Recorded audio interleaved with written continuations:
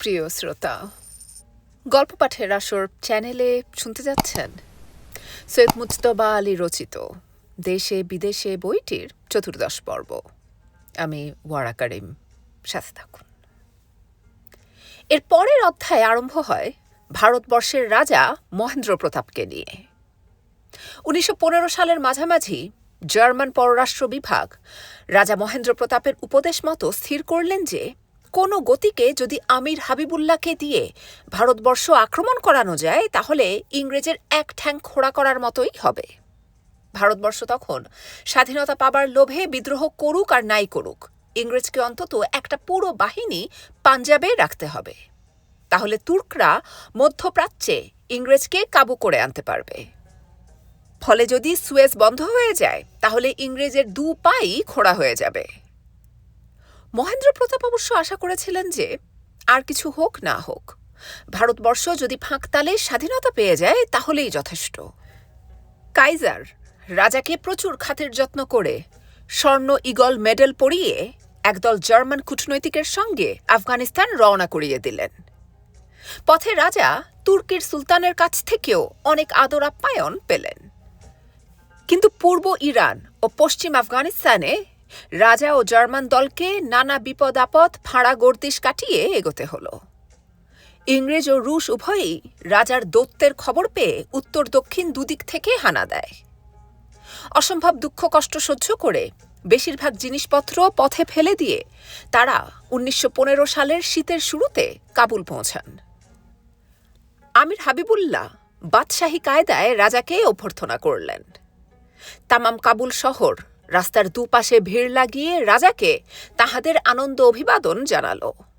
বাবুর বাদশাহের কবরের কাছে রাজাকে হাবিবুল্লাহর এক খাস প্রাসাদে রাখা হলো।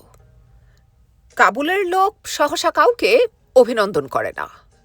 রাজার জন্য তারা যে ঘণ্টার পর ঘণ্টা ধরে রাস্তায় দাঁড়িয়েছিল তার প্রথম কারণ কাবুলের জনসাধারণ ইংরেজের নষ্টামি ও হাবিবুল্লাহর ইংরেজ প্রীতিতে বিরক্ত হয়ে পূর্ণ স্বাধীনতার জন্য ব্যাকুল হয়ে উঠেছিল।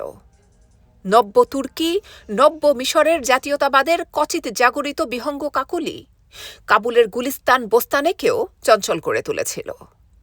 দ্বিতীয় কারণ, রাজা ভারতবর্ষের লোক। জার্মানির শেষ মতলব কি সে সম্বন্ধে কাবুলিদের মনে নানা সন্দেহ থাকলেও ভারতবর্ষের নিঃস্বার্থপরতা সম্বন্ধে তাদের মনে কোনো দ্বিধা ছিল না। এ অনুমান কাইজার বার্লিনে বসে করতে পেরেছিলেন বলেই ভারতীয় মহেন্দ্রকে জার্মান কূটনৈতিকদের মাঝখানে ইন্দ্রের আসনে বসিয়ে পাঠিয়েছিলেন। ইংরেজ অবশ্য হাবিবুল্লাহকে তম্বি করে হুকুম দিল পত্রপাঠ যেন রাজা আর তার দলকে আফগানিস্তান থেকে বের করে দেওয়া হয়। কিন্তু ধূর্ত হাবিবুল্লাহ ইংরেজকে নানা রকম টালবাহানা দিয়ে ঠান্ডা করে রাখলেন। এ কথাও অবশ্য তার অজানা ছিল না যে ইংরেজের তখন 2 হাত ভর্তি, আফগানিস্তান আক্রমণ করবার মতো সৈন্য বলও তার কোমরে নেই। কিন্তু হাবিবুল্লাহ রাজার প্রস্তাবে রাজি হলেন না। কেন হলেন না এবং না হয়ে ভালো করেছিলেন কি মন্দ করেছিলেন সে সম্বন্ধে আমি অনেক লোকের মুখে অনেক কারণ, অনেক আলোচনা শুনেছি। সেসব কারণের কটা খাঁটি কটা ঝুটা বলা অসম্ভব। কিন্তু এ বিষয়ে দেখলাম কারো মনে কোনো সন্দেহ নেই যে হাবিবুল্লাহ তখন ভারত আক্রমণ করলে সমস্ত আফগানিস্তান তাতে সাড়া দিত। অর্থাৎ আমির জনমত উপেক্ষা করলেন, জার্মানি, তুর্কি, ভারতবর্ষকেও নিরাশ করলেন। জার্মানরা 1 বছর চেষ্টা করে দেশে ফিরে গেল। কিন্তু রাজা মহেন্দ্র প্রতাপ তখনকার মতো আশা ছেড়ে দিলেও ভবিষ্যতের জন্য জমি আবাদ করতে কসুর করলেন না। রাজা জানতেন হাবিবুল্লাহর মৃত্যুর পর আমির হবেন নাসরুল্লাহ নয় মুইনুস সুলতানে। কিন্তু দুটো টাকাই যে মেকি রাজা 2-4 বার বাজিয়ে বেশ বুঝে নিয়েছিলেন। আমানুল্লাহর কথা কেউ তখন হিসেবে নিত না, কিন্তু রাজা যে তাকে বেশ ঘুরিয়ে ফিরিয়ে অনেকবার পরখ করে নিয়েছিলেন সে কথা কাবুলের সকলেই জানে। কিন্তু তাকে কি কানমন্ত্র দিয়েছিলেন সে কথা কেউ জানে না। রাজাও মুখ ফুটে কিছু বলেননি। 1917 সালের রুশ বিপ্লবের সঙ্গে সঙ্গে রাজা কাবুল ছাড়লেন। তারপর যুদ্ধ শেষ হল। শেষ আশায় নিরাশ হয়ে কাবুলের প্রগতিপন্থীরা নির্জীব হয়ে পড়লেন। পর্দার আড়াল থেকে তখন এক অদৃশ্য হাত আফগানিস্তানের ঘুঁটি চালাতে লাগল। সে হাত আমানুল্লাহর মাতা রানিমা উলিয়া হাজরাতের। বহু বৎসর ধরে রানিমা প্রহর গুনছিলেন এই সুযোগের প্রত্যাশায়। তিনি জানতেন প্রগতিপন্থীরা হাবিবুল্লাহ, নাসরুল্লাহ, মঈনুস সুলতানের সম্বন্ধে সম্পূর্ণ নিরাশ না হওয়া পর্যন্ত আমানুল্লাহর কথা হিসেবেই আনবেন না। পর্দার আড়াল থেকেই রানিমা প্রগতিপন্থী যুবকদের বুঝিয়ে দিলেন যে হাবিবুল্লাহ কাবুলের বুকের উপর জগদ্দল পাথর। রাজা মহেন্দ্র প্রতাপও যখন সে পাথরে প্রাণ প্রতিষ্ঠা করতে পারেননি, তখন তাঁরা বসে আছেন কিসের আশায়? নাসরুল্লাহ, মঈনুস সুলতান দুজনেই ভাবেন সিংহাসন তাদের হক্কের মাল, সে মালের জন্য তারা কোনো দাম দিতে নারাজ। কিন্তু আমানুল্লাহ দাম দিতে তৈরি। সে দাম কি? বুকের খুন দিয়ে তিনি ইংরেজের সঙ্গে লড়ে দেশকে স্বাধীন করতে প্রস্তুত। কিন্তু আমানুল্লাহকে আমির করা যায় কি প্রকারে? রানিমা বোরকার ভিতর থেকে তারও নীল ছাপ বের করলেন। আসছে শীতে হাবিবুল্লাহ যখন নাসরুল্লাহ আর মঈনুস সুলতানাকে সঙ্গে নিয়ে জালালাবাদ যাবেন, তখন আমানুল্লাহ কাবুলের গভর্নর হবেন। তখন যদি হাবিবুল্লাহ জালালাবাদে মারা যান, তবে কাবুলের অস্ত্রশালা আর কোষাধ্যক্ষের জিম্মাদার গভর্নর আমানুল্লাহ তার ঠিক ঠিক ব্যবহার করতে পারবেন। রাজা হতে হলে এই দুটো জিনিসই যথেষ্ট। কিন্তু মানুষ মরে ভগবানের ইচ্ছায়। নীল ছাপের সঙ্গে দাগ মিলিয়ে যে হাবিবুল্লাহ ঠিক তখনই মরবেন, তার কি স্থিরতা? অসহিষ্ণু রানিমা বুঝিয়ে দিলেন যে ভগবানের ইচ্ছা মানুষের হাত দিয়েই সফল হয়, বিশেষত যদি তার হাতে তখন একটি নগণ্য পিস্তল মাত্র থাকে। স্বামী হত্যা? হ্যাঁ হ্যাঁ, কিন্তু এখানে ব্যক্তিগত সম্পর্কের কথা হচ্ছে না। যেখানে সমস্ত দেশের আশা ভরসা, ভবিষ্যৎ মঙ্গল অমঙ্গল, ভাগ্য নিয়ন্ত্রণের প্রশ্ন, সেখানে কে স্বামী আর স্ত্রী বা কে? শঙ্করাচার্য বলেছেন কা তব কান্তা, কিন্তু ঠিক তারপরেই সংসার অতীব বিচিত্র কেন বলেছেন সে তত্ত্বটা এতদিন পর আমার কাছে খোলসা হলো। অর্বাচীনরা তবু শুধালো, কিন্তু আমির হাবিবুল্লাহর সৈন্যদল আর জালালাবাদ অঞ্চলের লোকজন নাসরুল্লাহ বা মঈনুস সুলতানের পক্ষ নেবে না? রাগে দুঃখে রানিমার নাকি কণ্ঠ রোধ হবার উপক্রম হয়েছিল।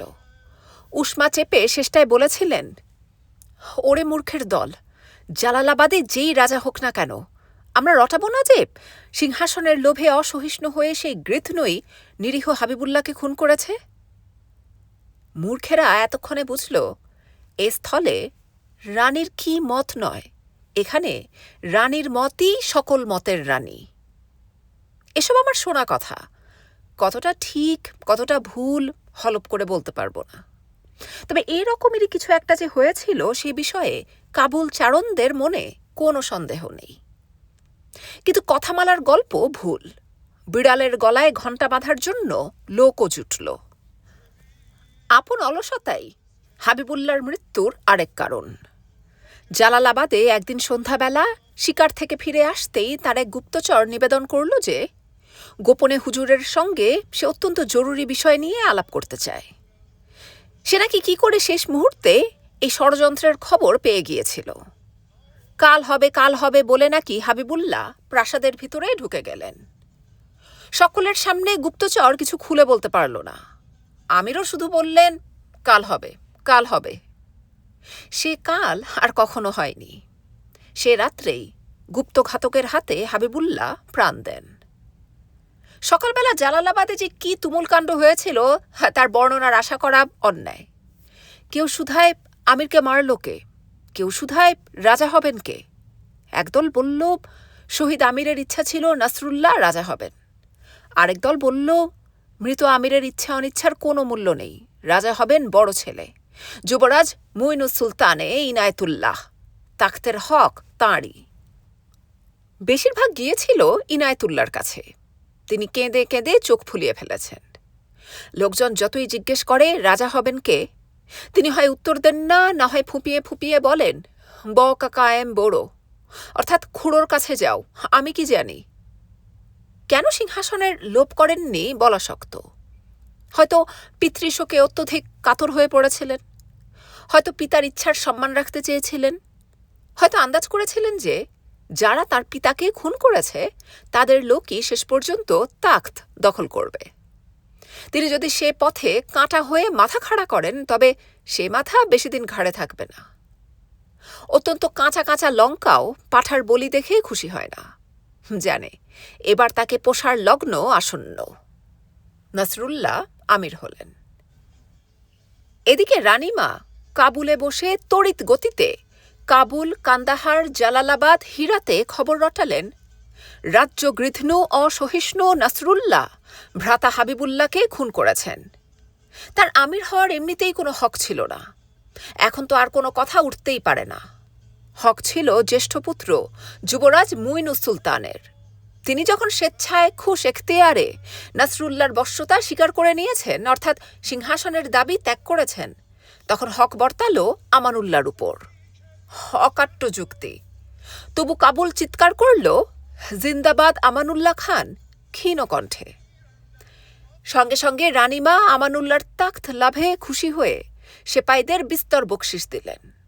নূতন বাদশাহ আমানুল্লাহ সেপাইদের তানখা অত্যন্ত কম বলে নিতান্ত কর্তব্য পালনার্থে সে তানখা ডাবল করে দিলেন। উভয় টাকাই রাজকোষ থেকে বেরোল। কাবুল হুঙ্কার দিয়ে বলল, জিন্দাবাদ আমানুল্লাহ খান। ভলতেয়ারকে জিজ্ঞাসা করা হয়েছিল মন্ত্রোচ্চারণ করে এক পাল ভেড়া মারা যায় কিনা। ভলতেয়ার বলেছিলেন, হ্যাঁ যায়, কিন্তু গোড়ায় প্রচুর পরিমাণে আর্সেনিক বিষ খাইয়ে দিলে আর কোনো সন্দেহই থাকবে না। আফগান সেপাইয়ের সঙ্গে যুক্তিতর্ক মন্ত্রোচ্চারণের ন্যায়, টাকাটাই আর্সেনিক। আমানুল্লাহ কাবুল বাজারের মাঝখানে দাঁড়িয়ে পিতার মৃত্যুতে শোক প্রকাশ করলেন। সজল নয়নে বলদৃপ্ত কণ্ঠে পিতৃঘাতকের রক্তপাত করবেন বলে শপথ গ্রহণ করলেন। যে পাষণ্ড আমার জান দিলের পিতাকে হত্যা করেছে তার রক্ত না দেখা পর্যন্ত আমার কাছে জল পর্যন্ত শরাবের মতো হারাম।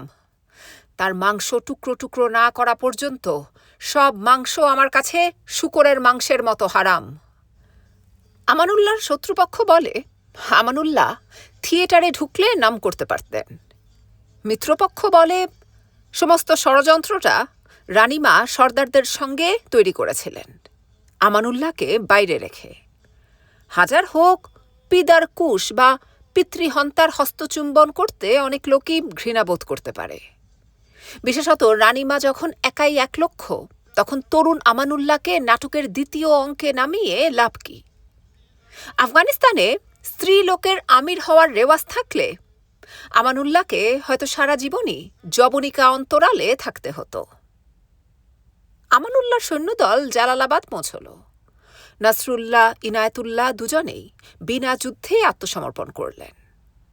নাসরুল্লাহ মোল্লাদের কুতুব মিনার স্বরূপ ছিলেন।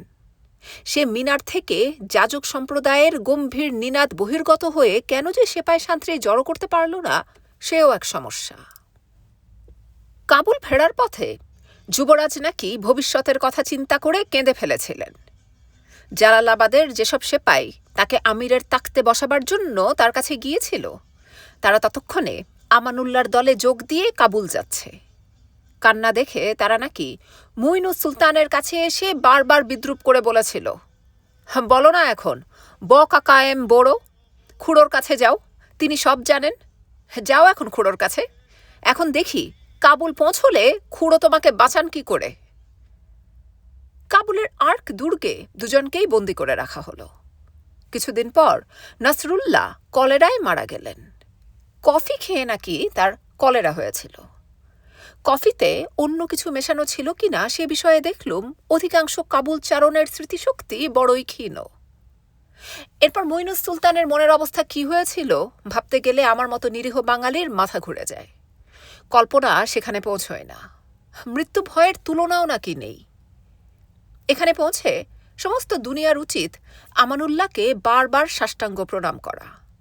প্রাচ্যের ইতিহাসে যা কখনো হয়নি, আমানুল্লাহ তাই করলেন। মাতার হাত থেকে যেটুকু ক্ষমতা তিনি ততদিনে অধিকার করতে পেরেছিলেন, তারই জোরে বিচক্ষণ কূটনৈতিকদের শত উপদেশ গ্রাহ্য না করে তিনি বইমাত্রেও জ্যেষ্ঠ ভ্রাতাকে মুক্তি দিলেন। এ যে কত বড় সাহসের পরিচয় তা শুধু তাঁরাই বুঝতে পারবেন যারা মোগল পাঠানের ইতিহাস পড়েছেন। এত বড় দারাজ দিল আর হিম্মত জিগারের নিশান আফগানিস্তানের ইতিহাসে আর নেই।